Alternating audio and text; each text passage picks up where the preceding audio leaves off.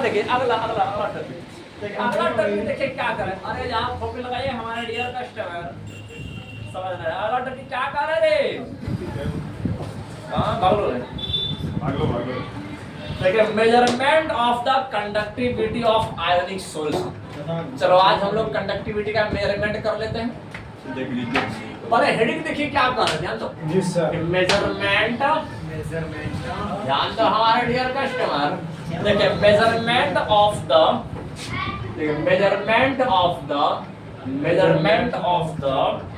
Conductivity of देखिए conductivity of ionic solution. चलो आज की कहानी शुरू कर देते हैं बच्चों इसी के साथ। देख लीजिए कि आज आयोनिक सॉल्यूशन का कंडक्टिविटी को क्या करके रहना है, मेजर करके रहना है कि नहीं, माप करके रहना है कि कंडक्टिविटी का वैल्यू कितना होता है कि नहीं। चलो स्टार्ट करते हैं आपकी कहानी। इसी के साथ चलो मेरा वीडियो स्टार्ट। तो चलो जानते हो बच्चों, देखिए पहले तुम लोग को बताते हैं, अगर किसी इलेक्ट्रोलाइटिक सॉल्यूशन में डीसी करंट दिया जाए, कौन सा करंट? डीसी करंट, तो उस इलेक्ट्रोलाइटिक सॉल्यूशन का कंपोजिशन बिगड़ जाएगा। क्या बिगड़ जाएगा? कंपोजिशन बिगड़ जाएगा बच्चों। देख लीजिए। अच्छा पहले एक बात बता दीजिए, अगर तुम कंडक्टिविटी को जानना चाहते हो, पहला काम है रेजिस्टेंस जानना पड़ेगा। रेजिस्टेंस जानना पड़ेगा। तुम किसी लिक्विड का रेजिस्टेंस कैसे पता करोगे? समझना है, आप लिक्विड को तो एक वायर के जैसा जोड़ नहीं सकते, तो लिक्विड का भी रेजिस्टेंस फाइंड करने के लिए मेथड आ चुका है। टेंशन एकदम नहीं, टेंशन नहीं। तो पहले यहाँ पर याद रखना है कि कंडक्टिविटी को मेजर करने के लिए दो प्रॉब्लम को फेस करना पड़ता है। सबसे पहला प्रॉब्लम जानते हो, अगर तुम डीसी करंट से एक्सपेरिमेंट कर रहे हो, डीसी करंट क्या करता है कि सॉल्यूशन का जो कंपोजिशन है उसको चेंज कर देता है। दूसरा वाला काम जानते हो कि तुम उस इलेक्ट्रोलाइटिक सॉल्यूशन का रेजिस्टेंस वायर के जैसा नहीं निकाल सकते। हाँ, तो दोनों प्रॉब्लम को सॉल्व करने के लिए एक ही आइडिया। सबसे पहला वाला काम, जहाँ डीसी यूज कर रहे थे एसी यूज करो। तो यदि आप अल्टरनेटिंग करंट यूज करते हैं तो उस सॉल्यूशन का कंपोजिशन में कोई चेंजेस नहीं होता है। तो पहला डिफिकल्टी खत्म। दूसरा डिफिकल्टी रेजिस्टेंस कैसे मेजर करना है। तो रेजिस्टेंस मेजर करने के लिए भी खास प्रकार का सेल आ चुका है, सेल जिसको कहते हैं बच्चों कंडक्टिविटी सेल। क्या कहते हैं? Conductivity cell. अब बताते हैं कंडक्टिविटी सेल क्या चीज होता है। समझना बात कि कंडक्टिविटी सेल क्या चीज होता है। देखिए कंडक्टिविटी सेल क्या चीज होता है। देखिए हम थोड़ा सा गौर से समझ कि कंडक्टिविटी सेल को जानने के लिए ना आपको पहले विसल तैयार करना पड़ेगा। विसल, देखिए विसल कैसे तैयार करेंगे। विसल देख लीजिए,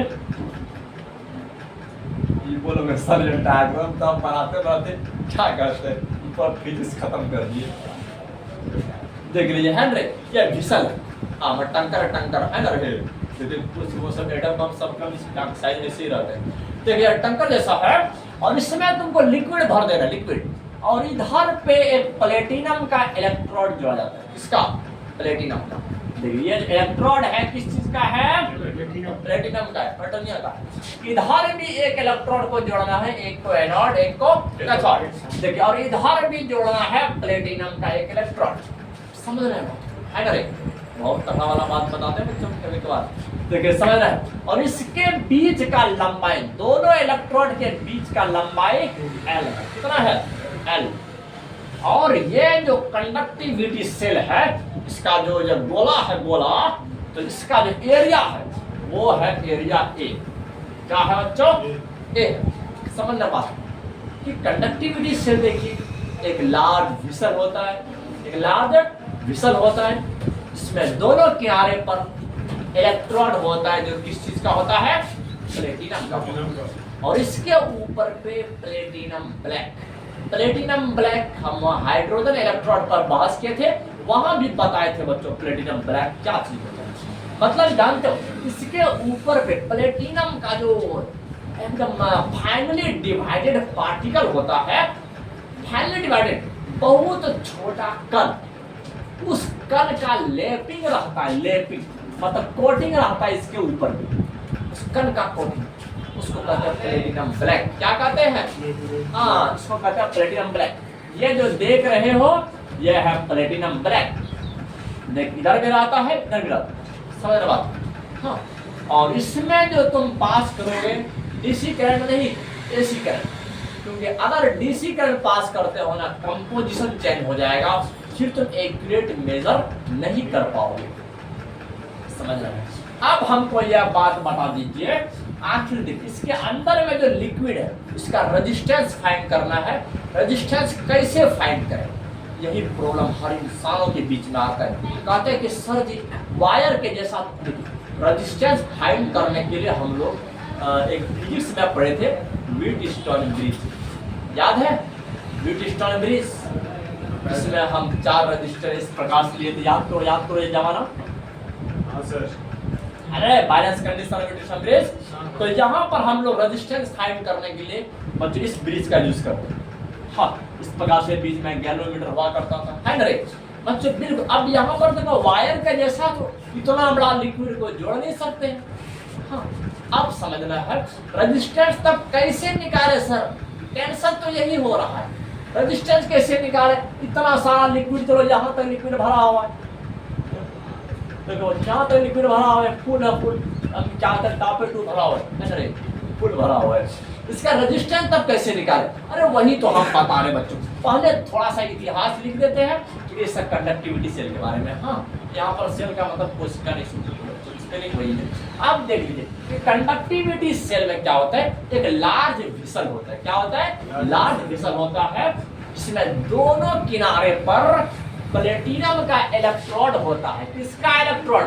प्लेटिनम का इलेक्ट्रोड, और प्लेटिनम के ऊपर पे प्लेटिनम का ब्लैक होता है। क्या होता है? प्लेटिनम का ब्लैक होता है, और जिसका बीच का लंबाई L है और area of cross section A है। याद रखना बच्चों, इसी को कहते हैं कंडक्टिविटी सेल। इसी को क्या कहते हैं? Conductivity cell. आज दुनिया में किसी भी लिक्विड का अगर रेजिस्टेंस निकालना रहे ना, तो उसका रेजिस्टेंस निकालने के लिए कंडक्टिविटी सेल का ही यूज किया जाता है। किसका यूज किया जाता है? कंडक्टिविटी सेल का यूज किया जाता है। लिख देते हैं। देखिए कंडक्टिविटी समझना है बच्चों, देख लीजिए कि कंडक्टिविटी सेल कंसिस्ट ऑफ, ये क्या रखता है देख लीजिए, कंसिस्ट ऑफ लार्ज विसल। देखिए बड़ा जैसा विसल रखता है, तो याद रखना बच्चे, समझ रहे? And 2 electrode, and 2 platinum electrode लिख देते हैं, मोर एक्यूरेट हो जाएगा। देख लीजिए, and 2 platinum electrode at 2 end, दोनों एंड पर होता है। दोनों एंड पर क्या होता है? 2 प्लेटिनम इलेक्ट्रोड होता है, कोटेड विद, समझना, प्लेटिनम ब्लैक, उस पर जो लेयरिंग होता है वो प्लेटिनम ब्लैक। अभी बताना प्लेटिनम ब्लैक क्या होता है, मतलब प्लेटिनम का फाइनली डिवाइडेड जो पार्टिकल है उसी का लेयरिंग दिया जाता है। हाँ, उसको प्लेटिनम ब्लैक कहते हैं। बच्चों हम पहले सिंपल भाषा में बताते हैं कार्बन ब्लैक क्या, कि तुम चिमनी बैठो क्या कहते हैं, जलाते हैं लैंप को, देखना है कि उसमें जो शीशा होता है उसमें पतला लेयर में वो ब्लैक चिपक जाता है, उसको कहते हैं कार्बन ब्लैक। क्या कहते हैं? Carbon black. उसको छूने में ना थोड़ा सॉफ्ट बहुत ज्यादा लगेगा, लेकिन बच्चों उसको छू कर ऐसे काजल लगा लो, टिकली लगा लो, तगड़ा आएगा, है ना रे? तो देखे हो रे, हम कोई लैंप अगर 1-2 घंटा जला दे, उसमें हाथ, उसका जो चिमनी होता है उसमें अपने अंगुली को घसना आएगा, जो आइसक्रीम ना बच्चों हाथ में, चूल्हा में भी रहता है सर, उसमें तो थोड़ा मोटा टाइप होता है, लेकिन चिमनी वाला में बड़ा स्टैंडर्ड होता है। मतलब ऐसे कर लोगे ना रे, हाँ वही ऐसे कर ना, सिंदूर बन जाएगा, सिंदूर। समझ में, देख लीजिए, समझ में। हाँ, तो सर देखिए ट्विन को होता कोटेड विद, अब ये जो कोटिंग रहता है विद प्लेटिनम ब्लैक का, किसका कोटिंग रहता है बच्चों? देख लीजिए, प्लेटिनम ब्लैक का कोटिंग रहता है। अगर इस तरह का डिजाइनिंग, एक लार्ज विसल रहे जिसमें प्लेटिनम का इलेक्ट्रोड रहे, उस इलेक्ट्रोड पर प्लेटिनम ब्लैक रहे, अगर इस प्रकार का अरेंजमेंट जहां भी रहे इसको क्या कहा जाता है?